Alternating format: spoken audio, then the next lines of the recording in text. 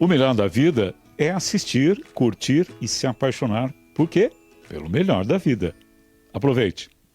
Olá, hoje no Melhor da Vida vamos mostrar um pouquinho dos 100 anos da represa Billings e o que ela representa para a nossa região. A represa que atende hoje toda a região metropolitana de São Paulo e gera energia através da usina Henry Borden para toda a Baixada Santista. Então o programa está começando para você conhecer um pouquinho mais de todo esse processo.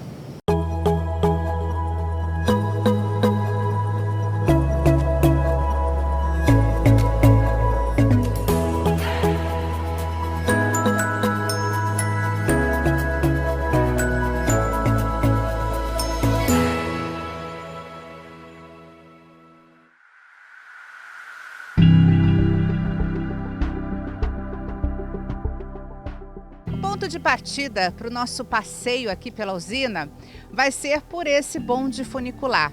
O bonde ele vai subir até o alto da Serra do Mar para a gente poder conhecer onde tudo começou. Vamos lá? Nós estamos subindo agora, são 720 metros até o alto da Serra do Mar. Inclusive, esse bonde funicular ele foi construído para a instalação das adutoras. Então, realmente é bem íngreme, né? A gente tem uma subida aqui, realmente com uma inclinação muito acentuada. E a gente vai chegar até o topo para mostrar, porque são 8 dutos que fazem essa ligação, lá do topo da serra até a usina aqui embaixo.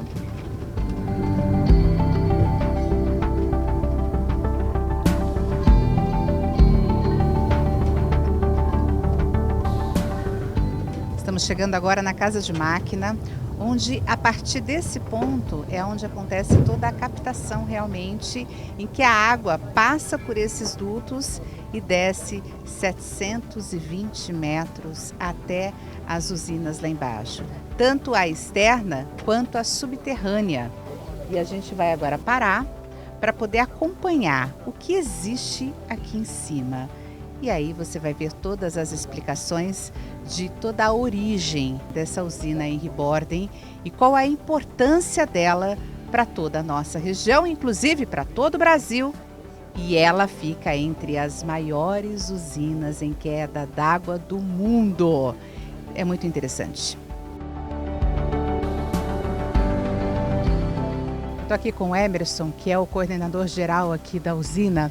A gente vai agora para a casa de máquina, né? Como que funciona tudo isso aqui, Emerson? Tá. Essa edificação, né, nós estamos a 720 metros de altura. 500 metros atrás dessa edificação se encontra o reservatório Rio das Pedras, né, onde está armazenado a água que ela vem do reservatório Billings. Nessa edificação é onde nós controlamos a passagem da água do reservatório para a usina. Então, o início da queda d'água começa nessa edificação onde estão localizadas as válvulas. Por isso que nós chamamos de casa de válvulas. Ah, entendi. Então, são todas as válvulas que captam essa água da represa, jogam por esses dutos e essa água vai cair até lá embaixo. Isso, exatamente. As válvulas aqui elas permanecem 100% abertas. Sim. Essas adutoras, né, os dutos também eles estão sempre cheios. E a 720 metros abaixo, onde está a usina, né, estão os rotores. Aí nós controlamos o quanto que a gente quer que passa de água, né, que está descendo pelas adutoras para gerar energia. A gente vai caminhando aqui, eu vou caminhando com ele, vem aqui. Essa casa de máquina, ela foi feita e construída quando? Ela foi construída na década de 20, né, com o objetivo de armazenar a água lá no reservatório Rio das Pedras, né, e reservatório Billings.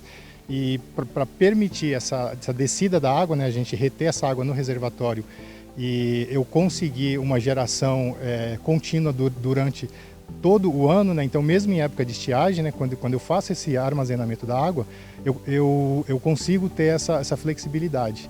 Então lá na década de 20 foi quando, né, a engenharia da época teve essa visão futurística, né, de construir esse projeto Serra. Agora, essa usina foi considerada, pelo menos até a década de 70, a maior do hemisfério sul, é isso? Exatamente. Tá? Então, a primeira unidade foi inaugurada em 1926 e até 1970, né, Foi a maior usina hidrelétrica, né, com potencial instalado, né, são 889 megawatts de energia por hora, né, gerado. Até 1970 ela segurou esse ranking e ainda hoje, tá, ela é considerada no ranking entre as 10 usinas com maior queda. Legal. E assim, para a nossa região é de fundamental importância, né? Porque ela produz, né, a energia toda para toda a Baixada.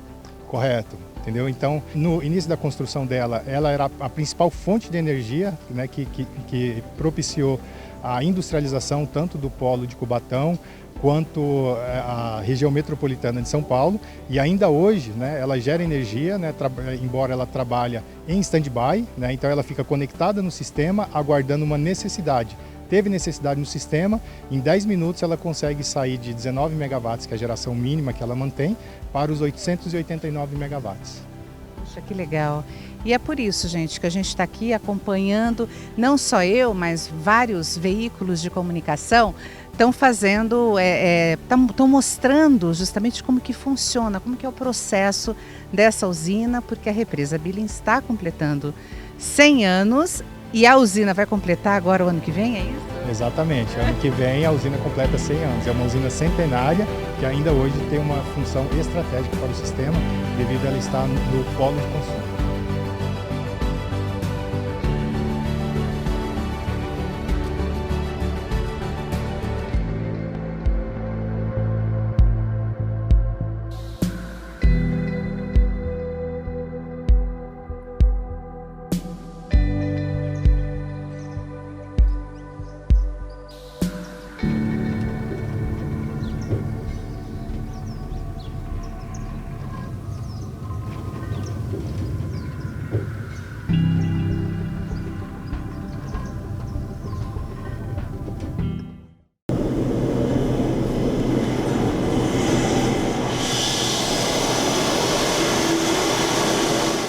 Depois de conhecer a Casa das Máquinas, a gente está agora com o Emerson nesta sala, onde esse daqui é um simulador da usina, é isso? Isso, exatamente. É um modelo reduzido, né, um simulador, que a gente utiliza para demonstrar como que a usina funciona na real. Né? Então toda aquela água caindo no duto vem para cá, é isso? Exatamente, exatamente. Toda a água que desce para gerar energia, né, parte dela é desviada, vem para esse simulador e todo o restante vai para a turbina que realmente está gerando a energia e distribuindo aos consumidores. E aí, como que vocês controlam tudo isso aqui? É muito interessante, né? No passado, eram equipamentos eletromecânicos, né? Então muita coisa funcionava em manual. O operador ele tinha que estar atento a todas as variáveis e ele controlava tanto as variáveis mecânicas quanto as elétricas. Com o avanço da tecnologia, todo esse controle é computadorizado. Daqui a pouco nós vamos até a sala de controle, onde vai ser possível você visualizar isso daí. E aí consegue entrar quantos litros de água por segundo? Como que é essa captação? Se eu tiver a geração máxima, né, as 14 unidades gerando, são 157 metros cúbicos por segundo. São 157 mil litros de água por segundo, para eu gerar a capacidade máxima da usina, que são 889 megawatts. Agora é interessante, gente, porque essa usina em Reborden, ela é capaz de abastecer uma cidade de 2 milhões de habitantes, é isso? Exatamente, considerando indústria, supermercados, todo tipo de consumo que pode ter uma cidade. Se a gente tiver uma cidade com aproximadamente 2 milhões de pessoas, até um pouco mais, essa usina tem capacidade de mandar energia suficiente. E aí 4 milhões só residências. É? Exatamente, se considerarmos só residências, são 4,2 milhões de residências. Maravilha! E a gente está acompanhando então todo esse processo. Agora a gente vai com o Emerson na casa de força da usina externa para mostrar como que funciona isso aqui. Essa válvula enorme que nós estamos vendo, ela é a válvula de emergência que vai segurar toda a água que está daquelas adutoras, aqueles dutos enormes. Então, numa situação de emergência, essa é a primeira válvula que fecha. Então, ela fecha e bloqueia toda a passagem de água. Abaixo desse piso, nós temos as válvulas agulhas. Essas são as válvulas que controlam o quanto de água que vai passar para rodar a turbina e gerar energia. A turbina, ela está dentro daquela caixa cinza, E o gerador, que é onde sai a energia elétrica, está dentro daquela caixa bege, né, que está com o número 8. Essa é a unidade mais recente, inaugurada em 1950. E a usina, ela tem capacidade de atender, em caso de algum apagão, outras partes do Brasil. Qualquer região do Brasil, vocês são capacitados para atender isso? Sim, o sistema elétrico ele é interligado. Então, todas as usinas, inclusive a Rebording, faz parte desse sistema. Então, numa situação de apagão, a usina ela inicia a geração, conecta ao sistema as redes de transmissão e o ONS determina para qual região que aquela energia será distribuída. E agora a gente está chegando aqui na sala de controle. O Emerson vai explicar um pouquinho. Tudo é operacionalizado nesta sala, é isso? Exatamente. Todos os controles, desde a casa de válvulas, né, onde nós já visitamos, os equipamentos aqui da usina externa, os turbogeradores e da usina subterrânea, tudo é operacional daqui. Daqui é onde saem todos os comandos e também a comunicação. Né? Se precisa aumentar a geração de energia, se precisa diminuir, se tem que parar uma máquina ou ligar outra máquina, é nesse local onde tudo acontece, é o cérebro da usina. Legal, você está falando da usina subterrânea, né? Essa usina subterrânea, conta um pouquinho da diferença dela, a importância dela em todo esse processo. A usina subterrânea tem dois fatos curiosos sobre ela. Né? Esse local que nós estamos, a usina externa, durante a Revolução Constitucionalista de 32, ela sofreu um atentado à bomba. Isso. Então o governo federal, né, na época, em combate às tropas paulistas, lançou uma bomba nessa usina, que atingiu a sala de controle. A usina ficou parada alguns dias e na sequência ela retomou as atividades normais.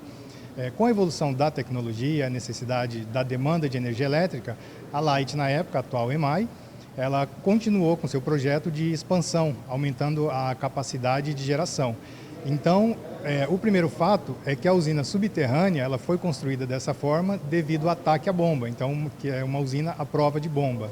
Ou seja, se uma falhar, tem a outra, não tem como parar a geração de energia. Isso, exatamente. Tá? Então, essa é uma das razões, né, que historicamente a gente conta. A segunda razão é a economicidade, né, e também a questão ambiental. Para você construir uma usina convencional, então você tem o desmatamento do plano inclinado e é Mata Atlântica. Quando você constrói um túnel, então esse impacto ambiental ele é muito minimizado. Né? Então, o impacto ambiental você reduz muito. O custo para você construir também, né, as adutoras externas, ele é muito superior à construção de um único túnel, né, e aí você coloca dentro de uma caverna, né, a manutenção desse túnel ela é próxima a zero, e aí você tem um único túnel alimentando as 6 adutoras. Sem contar com a temperatura também, né? Isso ajuda ou não? Não, a temperatura ela não influencia, tá? Pelo contrário, né? Porque assim, na usina hidrelétrica, a temperatura da água do reservatório ela tem pouca variação e o que é transformado em energia é realmente esse potencial, que é a altura onde está localizado o reservatório e a casa de força, que no nosso caso, tanto na usina subterrânea quanto na externa, são aproximadamente 720 metros de coluna d'água.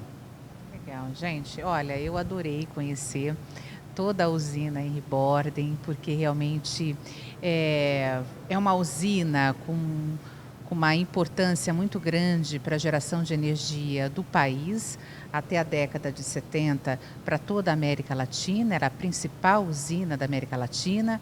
E isso realmente nos traz uma segurança um pouco maior, né? Principalmente ao que a gente consome, uma conscientização também um pouco maior devido a toda essa apresentação que nós fizemos, para que as pessoas também não desperdicem energia. Sim, hoje os recursos a cada dia que passa estão mais escassos, né? Então você fazendo a sua economia de energia, a sua economia de água, tendo uma consciência socioambiental, né? Desde um papel de bala que você joga no chão, que você está contaminando esse recurso hídrico, né? Que ele pode servir depois tanto como abastecimento quanto geração de energia elétrica, né? Então é muito importante sim ter essa conscientização. porque o recurso ele não é ilimitado, né? E estamos investindo em outras formas alternativas de geração de energia, né? Mas temos que ter sim essa consciência de que esse recurso ele não é ilimitado. Para que esse bem tão precioso nunca acabe.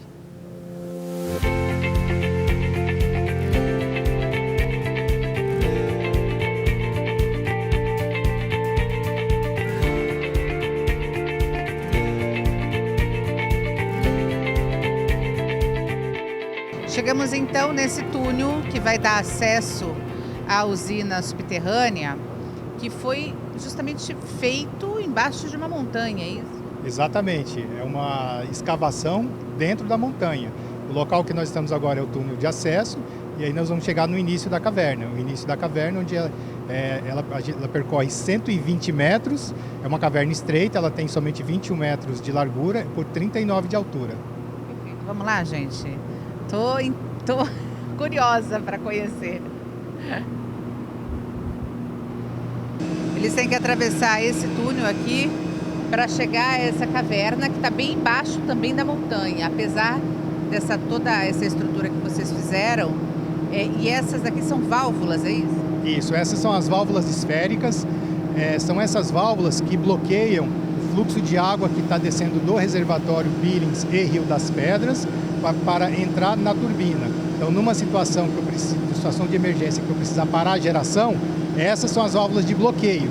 Após essas válvulas, eu tenho aquela válvula de controle, que é onde eu controlo o quanto de água que vai passar para a turbina e gerar energia. Então, essas válvulas, cada válvula dessa daqui pesa em média 60 toneladas, é uma válvula muito pesada, e a função dela é bloquear a descida de água daquele túnel que foi construído dentro do maciço rochoso. Perfeito. Gente, é muito interessante conhecer, né, todo o processo de funcionamento de uma usina hidrelétrica como a Henry Borden, que tem uma representatividade muito grande em todo o país na geração de energia.